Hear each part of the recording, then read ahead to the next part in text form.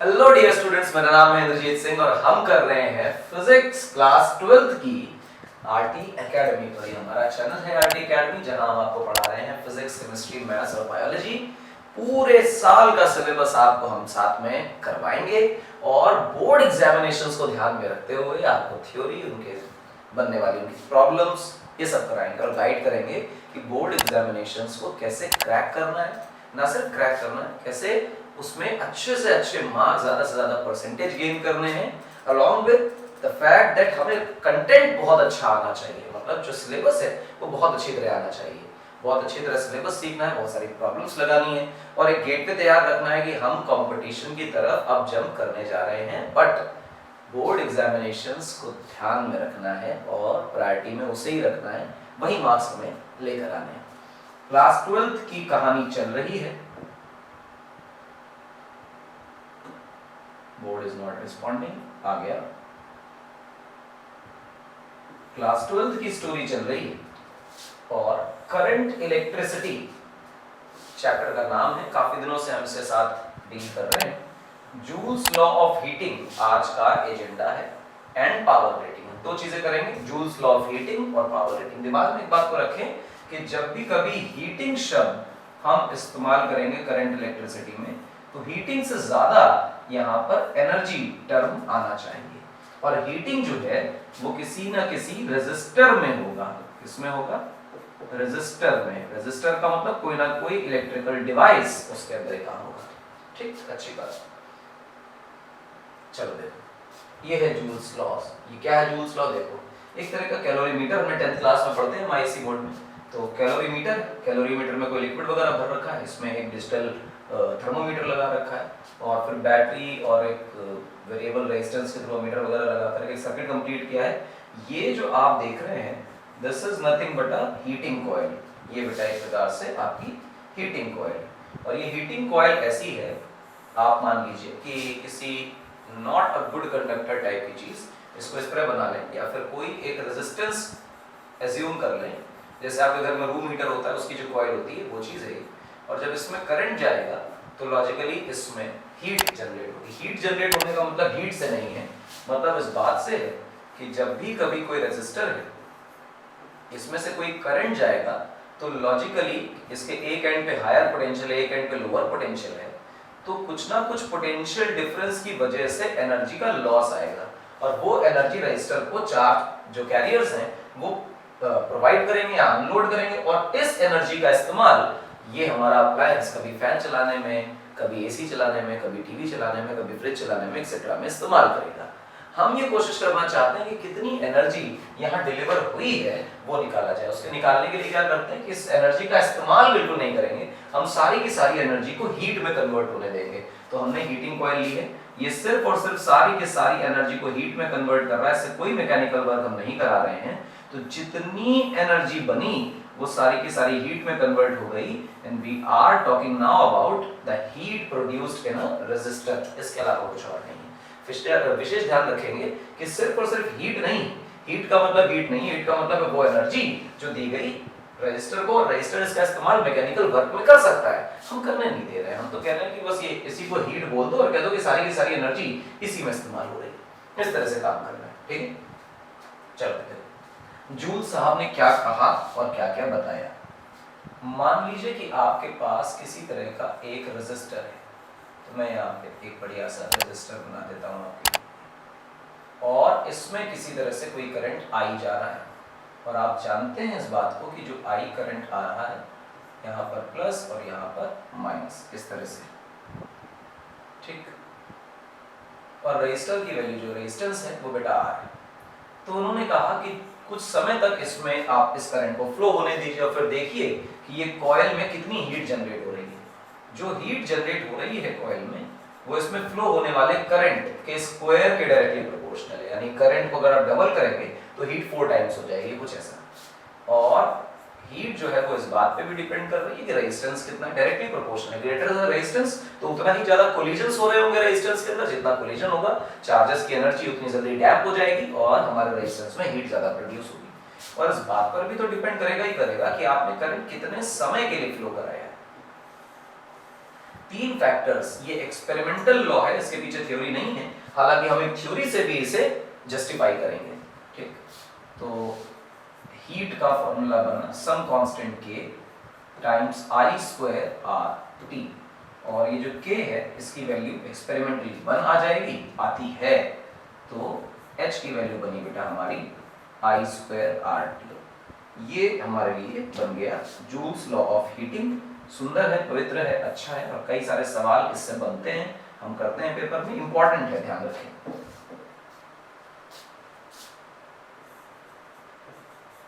ये रहा हमारा हीट प्रोड्यूस्ड। तो आप इसे कैलोरी में ना लिखें, इसे जूल में लिखें। जूल से आपका लॉ है इसलिए जूल में लिखें, जवाब है नहीं। हम लोग एसआई यूनिट्स में बात कर रहे हैं, कैलोरी एसआई यूनिट नहीं होती, जूल एसआई यूनिट होती, इसलिए हम इसे जूल में लिखते हैं। फिलहाल जो हमारी रेजिस्टेंस कॉइल है ये ओमिक कंडक्टर हो सकती है, और हो सकता है कि ओमिक कंडक्टर न भी हो, लेकिन जो ये हमारा चैप्टर है करंट इलेक्ट्रिसिटी, ये ओमिक कंडक्टर्स के लिए ही बनाया गया है। यहाँ पर बोले या ना बोले, हमारे लिए कंडक्टर जो है वो बाय डिफॉल्ट ओमिक कंडक्टर ही है, और ओमिक कंडक्टर है तो V equal to I R सबको याद आना चाहिए।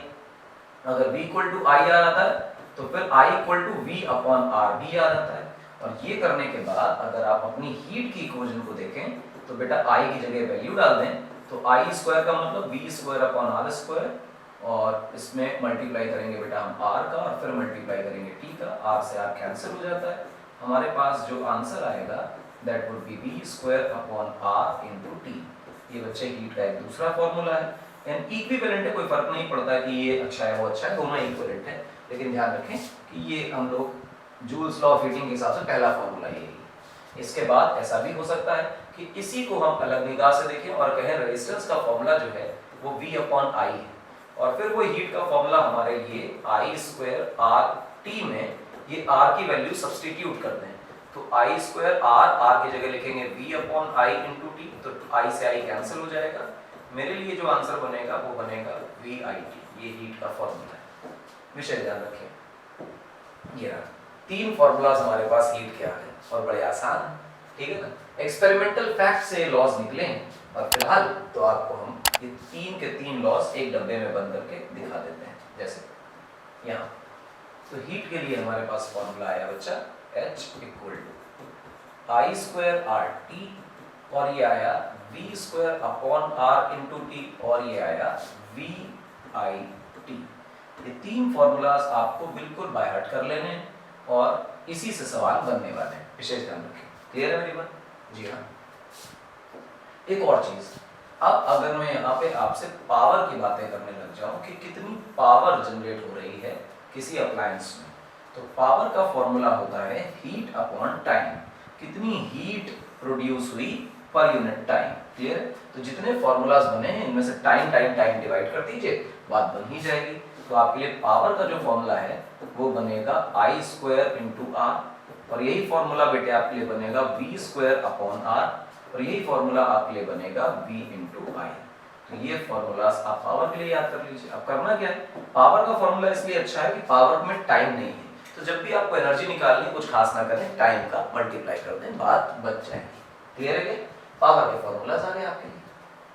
चलो इसका सवाल कर लेते हैं। अब देखो, मान लो कि आपके पास एक रेजिस्टेंस और बैटरी है, तो मैंने ये 10 वोल्ट की बैटरी लगाई, और इसमें मैं किसी प्रकार का कोई रेजिस्टेंस इस्तेमाल करता हूँ, और इस रेजिस्टेंस को हम मान लेते हैं कि 5 ओम्स का है, और पूछ रहे हैं कि find heat generated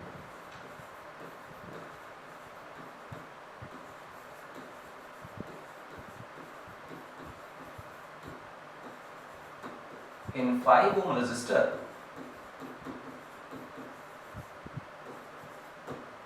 in 10 seconds, 10 second के अंदर कितनी हीट जनरेट होती है।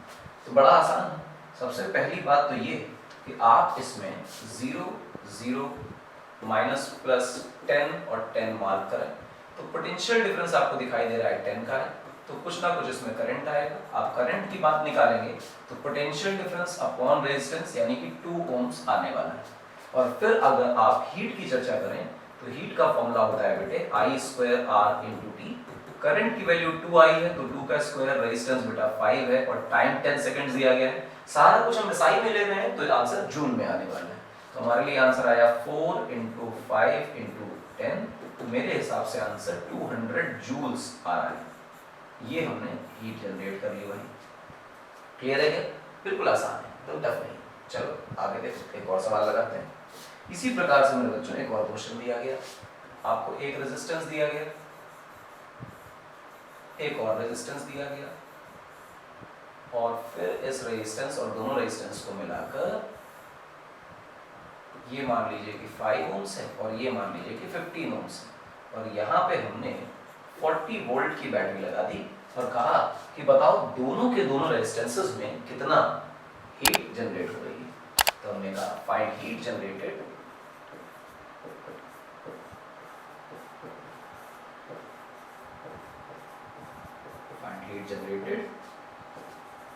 in each resistor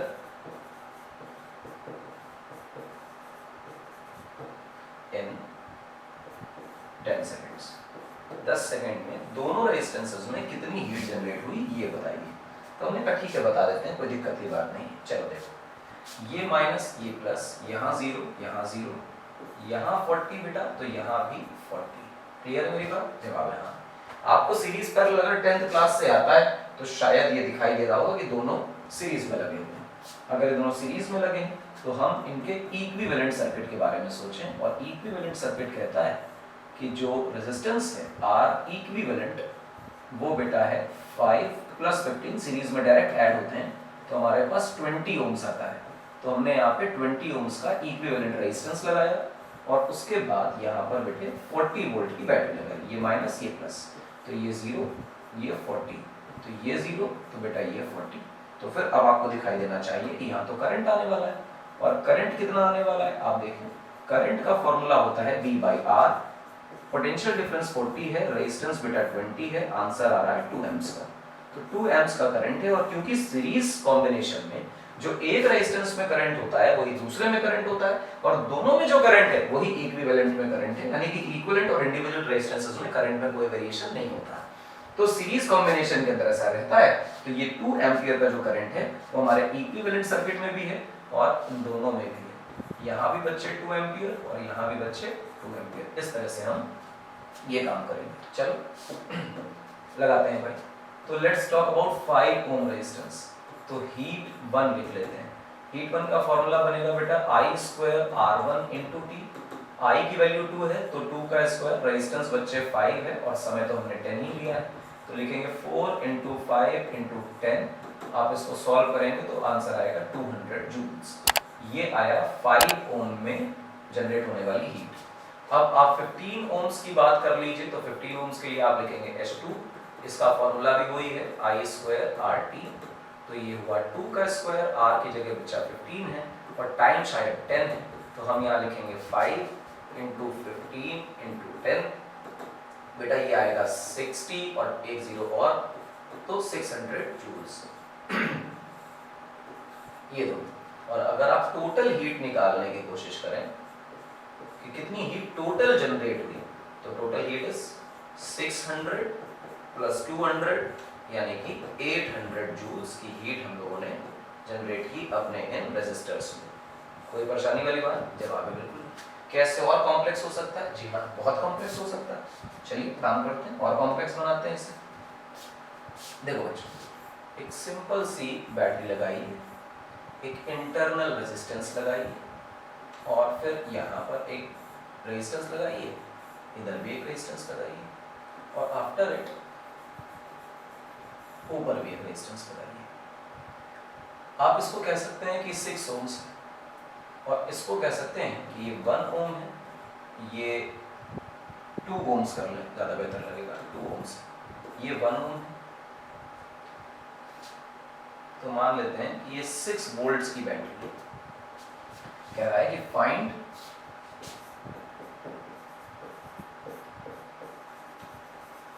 power consumed in each resistor, also find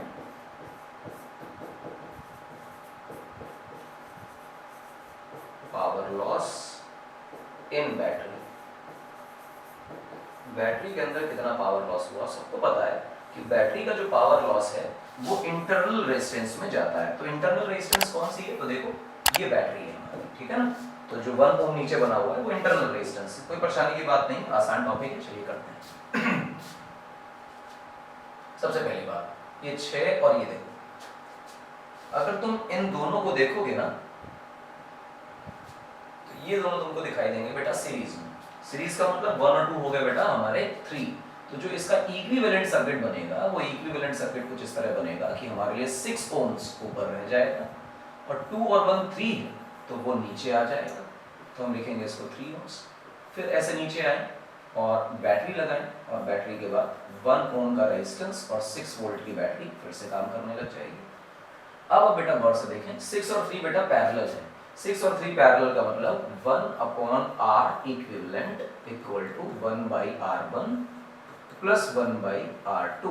इस तरह से नीचे देखे बेटा 6 1 प्लस 2 हमारे लिए आंसर आएगा 3/6 दैट इज इक्वल टू 1/2। तो जो R इक्विवेलेंट बन रहा है वो बन रहा है 2 ओम्स। इन दोनों का पैरेलल कॉम्बिनेशन ये 2 ओम्स बन रहा है, ठीक है। तो आप इसका इक्विवेलेंट सर्किट बनाएं तो आपको ऐसा लगेगा कि ये बन गया 6, ये 1 और ये 2। और अब टोटल करंट सर्किट में I, तो E equal to I of R plus I of R, ऐसा करके कुछ सीमंत है। यहाँ पे हम लिख लेते हैं I R plus R equal to E। ये 6 वोल्ट्स है, I का हमें नहीं पता, R की चर्चा करें तो ये 2 और ये 1, तो यानी कि 2 प्लस 1 3 हो गया। अगर ये हो गया 3 बेटा तो 3 से इसको काटेंगे तो आंसर आएगा 2। तो मेरे लिए टोटल करंट की वैल्यू जो है वो 2 एम्पियर्स हो गई। याद रखिएगा टोटल करंट कितना हो गया 2 एम्पियर। पुराने सर्किट पे आते हैं, हमारा पुराने सर्किट में जो टोटल करंट है वो 2 एम्पियर्स का, तो यहाँ मान रख लेते हैं कि 2 एम्पियर का करंट। एक बात तय है कि मैं सेकंड वाले पार्ट को तो तुरंत कर सकता हूँ, कोई भी बच्चा अब सोचेगा तो सेकंड वाला पार्ट उसके लिए बिल्कुल डिफिकल्ट नहीं बचा है। उसका कारण ये है पावर लॉस इन बैटरी। तो हम ये कहेंगे कि जो पावर का फॉर्मूला है वो होता है I²R। जो रेजिस्टेंस हम चूज करेंगे उसी में हमारी पावर आएगी। अगर हम इंटरनल रेजिस्टेंस चूज करते हैं तो बैटरी के अंदर कितनी पावर कंज्यूम हो गई, बर्बाद हो गई, डिमिनिश हो गई या डिसिपेट हो गई, उसकी चर्चा हो रही होगी। करंट अगर बैटरी के अंदर से 2 एम्पीयर निकल रहा है तो जहां भी 2 एम्पीयर रहा होगा तो लॉजिकली हमारे इंटरनल रेजिस्टेंस में 2 एम्प्स का करंट आ रहा है। तो हम इसको लिख रहे हैं 2 का स्क्वायर इनटू, मेरे लिए इंटरनल रेजिस्टेंस 1 है तो हमने 1 लिखा, आंसर आया 4 वॉट।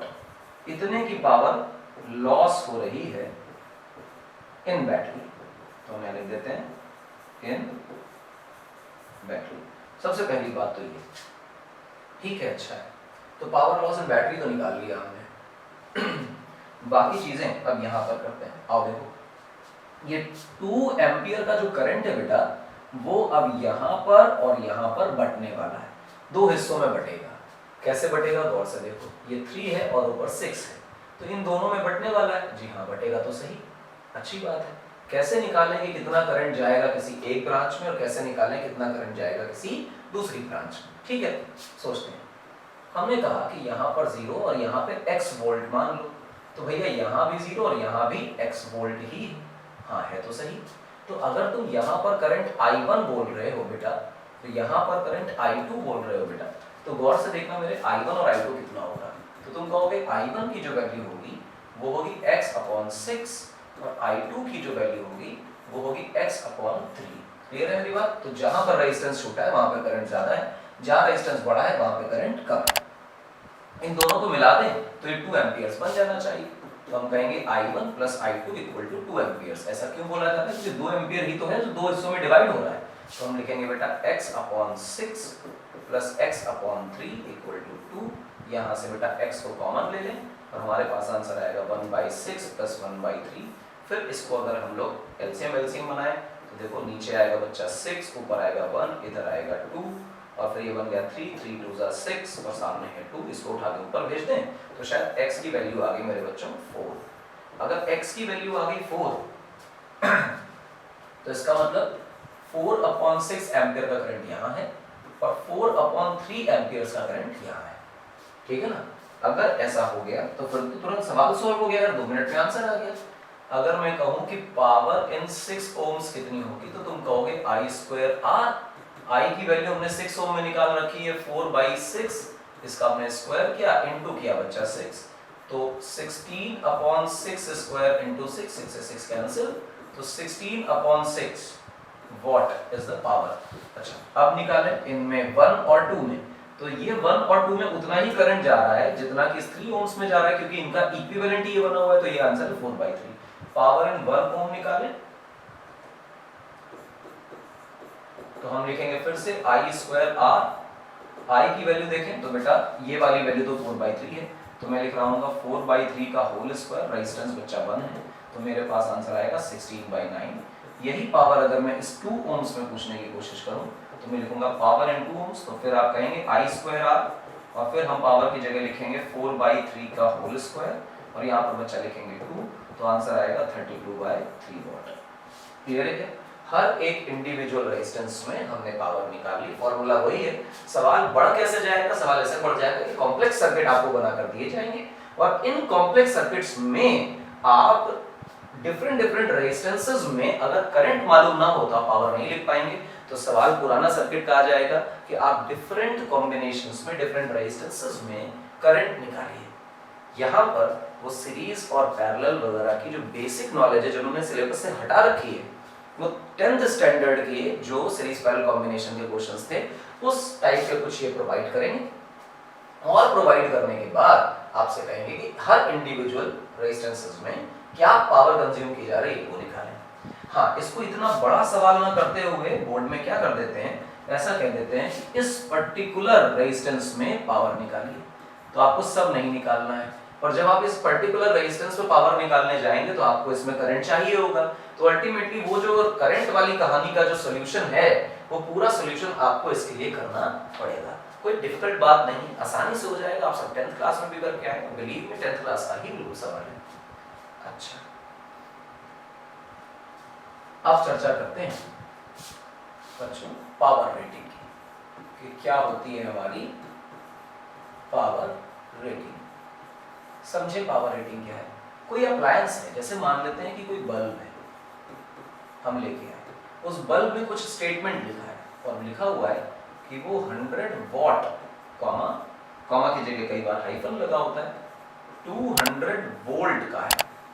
इस स्टेटमेंट को हम लोग कहते हैं कि हमने अप्लायंस की रेटिंग कर दी, या ये अप्लायंस की रेटिंग लिखी हुई है, पावर रेटिंग लिखी हुई है। तो what is this power rating? इस स्टेटमेंट का मतलब क्या है?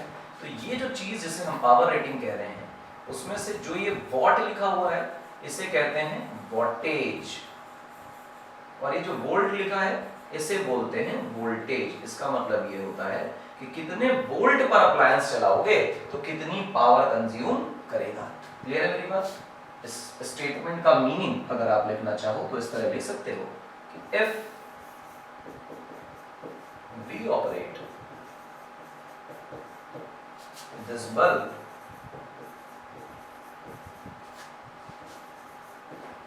at 200 volts, then it will consume 100 watt power। यानी अगर आप 200 वोल्ट्स के सप्लाई पर बल्ब को चलाते हैं तो ये 100 वॉट की पावर कंज्यूम करेगा, ये मतलब है। यानी इतने वोल्ट पर चलाओगे तो इतने वॉट कंज्यूम करेगा। सिंपल स्टेटमेंट का मतलब ये है। अगर पावर वोल्टेज बढ़ा दे तो पावर बढ़ जाएगी, वोल्टेज घटा दे तो पावर घट जाएगी, मतलब वोल्टेज के वेरी करने से पावर बदल जाती है। ठीक है, अच्छी बात। इसी चीज को इसे पावर रेटिंग बोलते हैं। अब इसे एनालाइज करने के लिए हम क्या करें, हम जरा पावर का एक फॉर्मूला लिखें V²/R। देखो इसमें वोल्टेज भी और रेजिस्टेंस भी। मैं आपसे ये कहता हूं कि पावर रेटिंग कह रही है कि इस V वोल्ट पे चलाओगे तो ये P पावर कंज्यूम होगी। ऐसा ही तो कह रहा है ना पावर रेटिंग, कुछ और तो नहीं कह रहा है। कह रहा है V वोल्ट पे चलाओगे P पावर कंज्यूम होगी, 200 पे चलाओगे 100 कंज्यूम होगी।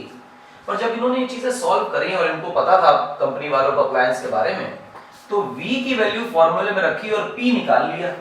इसका मतलब इस पावर रेटिंग वाले आदमी को ये बात मालूम थी कि इस अप्लायंस का रेजिस्टेंस कितना है, क्योंकि बिना रेजिस्टेंस की वैल्यू डाले किसी भी वैल्यू ऑफ V के लिए P निकालना इम्पॉसिबल है।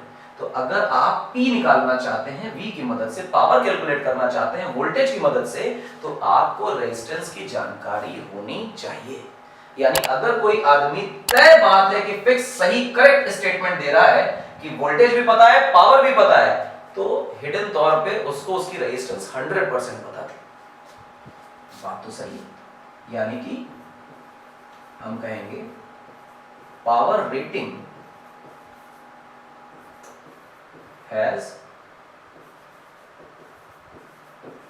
Hidden data of resistance. Resistance का जो डेटा है वो हिडन रहता है, इसमें आपको खुद कैलकुलेट करना पड़ेगा। यानी कि पावर रेटिंग से निकाली गई रेजिस्टेंस बिल्कुल करेक्ट होती है। तो एक स्टेटमेंट बच्चा ये भी लिख लेते हैं कि पावर रेटिंग से निकाली रेजिस्टेंस करेक्ट होती है। पावर रेटिंग से कैलकुलेट की गई रेजिस्टेंस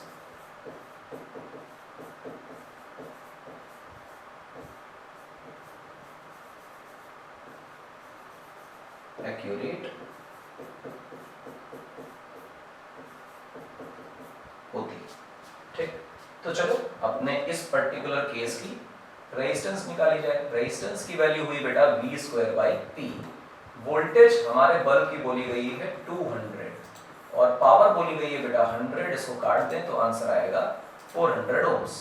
तो जो मेरा रेजिस्टेंस है वो 400 ओम्स का है। That is very important. अब एक बात ध्यान दें, रेजिस्टेंस जो है वो डज नॉट डिपेंड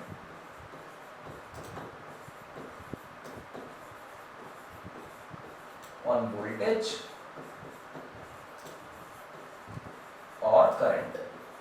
ना वोल्टेज पर ही डिपेंड करता है ना करंट पर ही डिपेंड करता है। दैट्स वेरी इंपॉर्टेंट थिंग कि रेजिस्टेंस वोल्टेज करंट पे डिपेंड नहीं करता। अब अगर आप अपने घर में इस बल्ब को इस्तेमाल करें और वोल्टेज थोड़ा सा ड्रॉप हो जाए, कम हो जाए, 200 वोल्ट ना आ रहा हो, 180 वोल्ट आ रहा हो, तो इसकी पावर बदल जाएगी लेकिन रेजिस्टेंस चेंज नहीं होगा। तो सवाल कैसे पूछा जाता है? सवाल कुछ इस तरह पूछा जाता है, गौर से देखें। क्वेश्चन पूछा जाएगा फाइंड पावर कंज्यूम्ड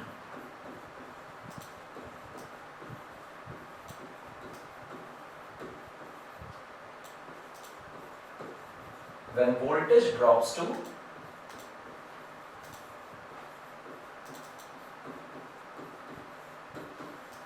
180 वोल्ट।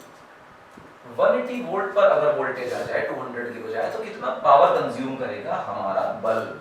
तो चलो इसकी चर्चा कर लेते हैं। पावर का फॉर्मूला बेटा होता है V स्क्वायर अपॉन R। ये हमारे पावर का फॉर्मूला है। अगर ये हमारे पावर का फॉर्मूला है तो वोल्टेज आज की तारीख में 180 हो चुका है। 200 रेटिंग की बात नहीं कर रहा है, कह रहा है कि आज की तारीख में वोल्टेज 180 हो गया है, तो बताओ कितनी पावर कंज्यूम कर रहा है। तो अगर पावर कंज्यूम की बात हो रही है तो इसका मतलब ये है कि पावर ऑपरेटेड भी लेना पड़ेगा। कितने पावर पे इसको चला रहे हो, तो 180 लिया। रेजिस्टेंस कौन सा लें, तो रेजिस्टेंस चाहे रेटिंग से लिखो चाहे कहीं से लिखो, अगर एक्यूरेट रेजिस्टेंस है तो बदलने वाला नहीं। लेकिन एक बात की गारंटी है कि पावर रेटिंग से निकाला गया रेजिस्टेंस कभी गलत नहीं हो सकता। तो इसका मतलब जो पावर रेटिंग से रेजिस्टेंस निकाला है वो न सिर्फ पावर रेटिंग में इस्तेमाल होगा बल्कि कहीं भी इस्तेमाल होगा, क्योंकि रेजिस्टेंस वोल्टेज करंट दोनों पर डिपेंड नहीं करता। If we change the voltage applied तो रेजिस्टेंस में कोई चेंज नहीं आएगा। एक बार आया रेजिस्टेंस 400, जीवन भर 400 डाल दीजिए यहाँ पे भैया 400। इसे इससे काट दीजिए, 2 से काटिए 2 बचेगा, 9 आएगा, इससे काटिए 9 आएगा। तो हमारे पास जो पावर कंज्यूम्ड बची बेटा वो आ गई 81 वॉट। पावर कम हो गई, जी हाँ पावर कम हो गई, कोई परेशानी की बात नहीं। अब देखें कि पावर रेटिंग का क्या मतलब है वो समझ आया। उसके बाद एक इंपॉर्टेंट बात निकल आई कि पावर रेटिंग के फॉर्मूले में रेजिस्टेंस हमेशा छुपी रहती है, हमने उसे छुपा कर रखा। दूसरा, पावर रेटिंग के फॉर्मूला से रेजिस्टेंस निकालें और रेजिस्टेंस के बाद जितने वोल्टेज पर वो तुमसे पावर पूछ रहा है उतने वोल्टेज को डालकर फॉर्मूले में रेजिस्टेंस पावर रेटिंग वाली डाल दीजिए। सॉरी, पावर कंज्यूम्ड निकाल लीजिए। कोई परेशानी वाली बात बिल्कुल नहीं। तो इस तरह से काम हो जाता है। इसके बाद इसी पावर रेटिंग को बहुत गौर से देखें। मैं पावर रेटिंग दोबारा नोट कर रहा हूँ। इसमें एक और बात है कि लिखा हुआ था शायद 100 वॉट और 220 वोल्ट्स, ऐसे लिखा था। इस पावर रेटिंग में एक और खास बात है कि if we increase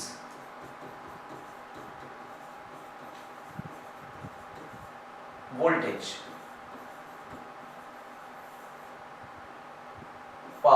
consumed will increase. बात सच है, कोई बुराई नहीं, लेकिन आइडियल केसेस में अगर हम ये बात करें कि हम वोल्टेज बढ़ा रहे हैं, तो अगर वोल्टेज बढ़ा रहे हैं तो क्या करंट नहीं बढ़ रहा है? तो जवाब है हाँ, वोल्टेज बढ़ने के साथ साथ करंट भी तो हमारे अप्लायंस में बढ़ेगा। कितना करंट हमारा अप्लायंस बर्दाश्त कर लेगा? एक बल्ब में आप 100 एम्पीयर का करंट बढ़ाओ, फ्लो कराने लग जाओगे, बहाने लग जाओगे, और फिर ये डिमांड करोगे कि बल्ब ज्यादा पावर कंज्यूम करे, ज्यादा ब्राइट जले, फूक जाएगा वो। तो हम ये पूछते हैं कि कितने करंट तक कोई अप्लायंस चल सकता है? तो एक नई चीज निकल कर आती है, that is called as safe current.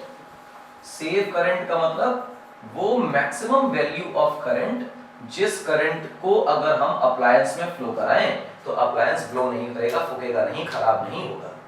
उससे ज्यादा करंट फ्लो कराने पर अप्लायंस फ्लो कर जाएगा।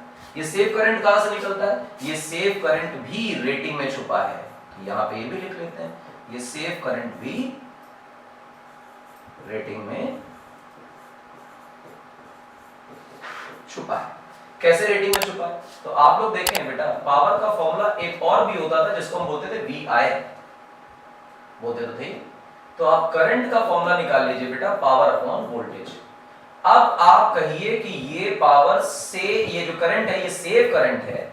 अगर ये पावर और वोल्टेज इन दोनों का डेटा हम किसी जनरल केस के लिए नहीं बल्कि पावर रेटिंग से डाल रहे हैं, इस फॉर्मूले में अगर आपने वोल्टेज और पावर ये दोनों चीजें रेटिंग से निकाल कर डाली हैं तो 100% तय है कि जो करंट निकल कर आ रहा है वो कोई और करंट नहीं है, सेफ करंट है। दैट्स वेरी इंपॉर्टेंट, ध्यान रखेंगे इस बात का कि ये सेफ करंट है। दुनिया ठीक चल रही है, अच्छी बात है। इसका मतलब ये हुआ कि अब मैं अगर सेफ करंट निकालने जाऊं, पर्टिकुलर अप्लायंस का जो मैंने लिया हुआ है, इसकी पावर मेरे बच्चों 100 है और वोल्टेज मेरे बच्चों 200 लिया था मैंने शायद, इफ यू रिमेंबर। जो हमने पावर रेटिंग लिखी थी, सवाल को चेंज नहीं करेंगे, 200 लिखेंगे, ठीक है ना। तो ये हो गया 200।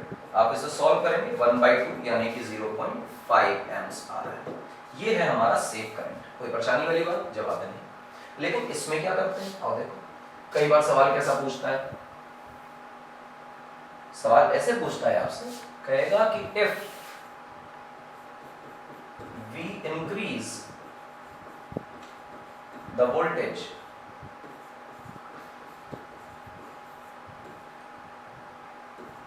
टू 250 वोल्ट्स, हमने 200 के बजाय रेटिंग में 200 था तो 250 वोल्ट कर दिया, और अब कह रहा है कि फाइंड पावर कंज्यूम्ड।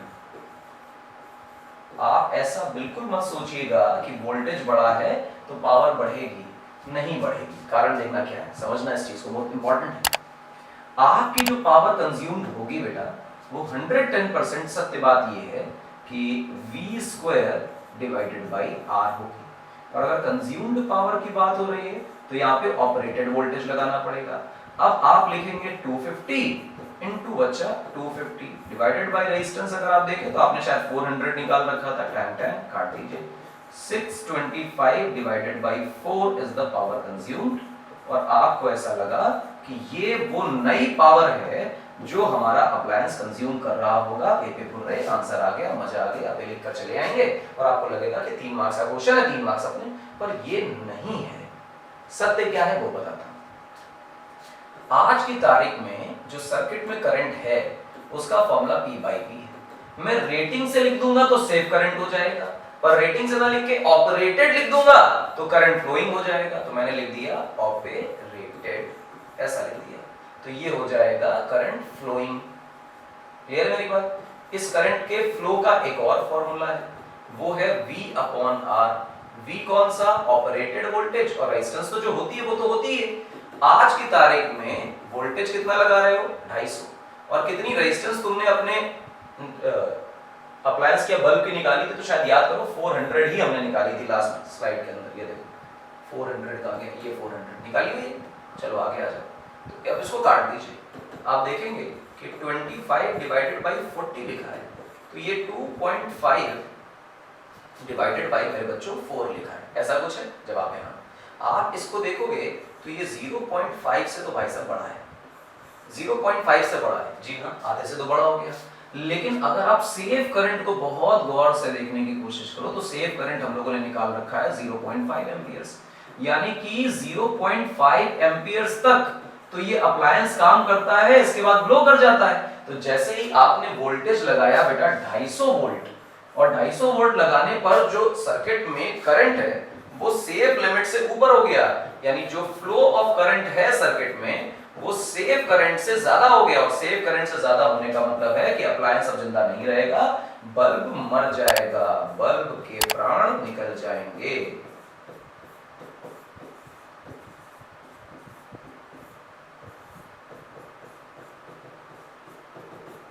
इंपॉर्टेंट है, ध्यान रखें कि अगर बल्ब मर जाएगा, प्राण निकल जाएंगे, बल्ब फ्यूज हो गया, फिलामेंट टूट गया, गल गया फिलामेंट।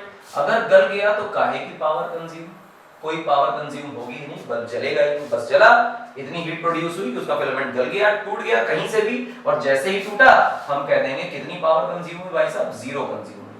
तो ये जो आंसर आप निकालते हैं ये नहीं निकालना है, इस तरह का आंसर नहीं निकालना। हाँ ये बात सच है कि रियल केसेस में इस तरह से पावर कंजम्पशन होती है। जैसे ही हम अपने पावर रेटिंग से ऊपर वोल्टेज ले जाते हैं तुरंत के तुरंत अप्लायंसेस फ्यूज नहीं होते, बट आइडियल केस में जब हम थ्योरी पढ़ रहे हैं तो आप मान के चलेंगे कि सेफ लिमिट से ऊपर जाते ही अप्लायंस फ्यूज हो जाता है। वी कैन नॉट गारंटी कि कब तक सस्टेन करेगा, तो उसे फ्यूज ही मानते हैं। इस वजह से अगर वोल्टेज रेटिंग से ऊपर जाता है और वो कहे कि अप्लायंस सर्वाइव कर रहा है तब तो ये सही है, और अगर ये ना कहे कि अप्लायंस सर्वाइव कर रहा है तो आइडियल केस में मानना है कि ज्यादा वोल्टेज पर करंट सेफ लिमिट से ऊपर हो जाता है और अप्लायंस सर्वाइव नहीं करता। क्योंकि अप्लायंस सर्वाइव नहीं करता इस वजह से वो फ्यूज हो जाता है और पावर रेटिंग हो जाती है 0 या पावर कंजम्पशन हो जाती है 0। ये दो टॉपिक्स थे आज के, जूल्स लॉ ऑफ हीटिंग और दूसरा था पावर रेटिंग। पावर रेटिंग में दो बातें हैं, आपको रेजिस्टेंस निकालनी है सबसे पहले, सेफ करंट निकाल के रख लेना है सबसे पहले। दो चीजों का डेटा आप निकाल लीजिए, काम पड़े या ना पड़े, इन्हीं से सारे सवाल लगेंगे पावर रेटिंग के। दूसरी चीज क्या है कि वो पूछेगा कि 180 वोल्ट पे क्या होगा, 150 वोल्ट पे क्या होगा, 250 वोल्ट पे क्या होगा।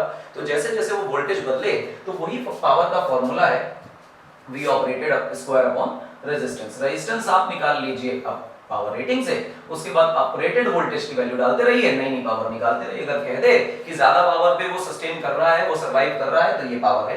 कह दे कि ऐसा सर्वाइव नहीं कर सकता या कुछ भी ना कहे तो भी अगर सेफ से ज्यादा लिमिट की करंट फ्लो कर रहा है तो वो कोई पावर कंजम्पशन नहीं होगा, बल्ब फ्यूज हो जाएगा। और अगर कम वोल्टेज पे चलता है तो पुरानी वाली स्लाइड का क्वेश्चन है, कम वोल्टेज पे चलेगा तो इस तरह की पावर कंज्यूम करेगा। सारे सवाल पावर रेटिंग के बस यही आते हैं, इसके अलावा कोई पावर रेटिंग का क्वेश्चन नहीं आएगा। काम खत्म, पैसा आ जाओ। अगली बार हम लोग देखेंगे अगले लेक्चर में कि किस तरह से दो बल्ब अगर सीरीज में लगाए जाए सेम पावर रेटिंग के, मतलब वोल्टेज की रेटिंग सेम हो, पावर की रेटिंग अलग अलग हो, यानी दोनों का वोल्टेज सेम है, वोल्टेज अलग अलग है। सीरीज में लगाए तो कौन ब्राइट जलेगा, पैरेलल में लगाए तो कौन ब्राइट जलेगा। उसके बाद एक व्हीटस्टोन ब्रिज करके टॉपिक है, कॉम्बिनेशन ऑफ सेल्स एक टॉपिक है। ये तीन टॉपिक हम करेंगे बेटा अगले लेक्चर में। फिलहाल आज के लेक्चर को यहाँ पर हम खत्म करते हैं, और क्योंकि आज का लेक्चर खत्म हो रहा है इसलिए आपका धन्यवाद, थैंक्स बोलने का समय आ गया है। और पूरे साल इस तरह के कोर्स को पढ़ने के लिए हमें फॉलो करते रहिए, ना सिर्फ हमें फॉलो करिए, हमें लाइक शेयर सब्सक्राइब जरूर करिए। मेरा नाम इंद्रजीत सिंह है, आपको आर्ट अकेडमी पे पढ़ा रहे हैं। शेयर करते रहिए और बेल आइकन दबा लीजिए ताकि आपको वीडियो मिलते रहे। अगले लेक्चर में 3 टॉपिक्स एक साथ करेंगे, जिसमें कॉम्बिनेशन ऑफ सेल्स सबसे इंपॉर्टेंट टॉपिक है, और पेपर में एक क्वेश्चन 110% इस बार आने की उम्मीद है। तो मिलेंगे अगले लेक्चर में, तब तक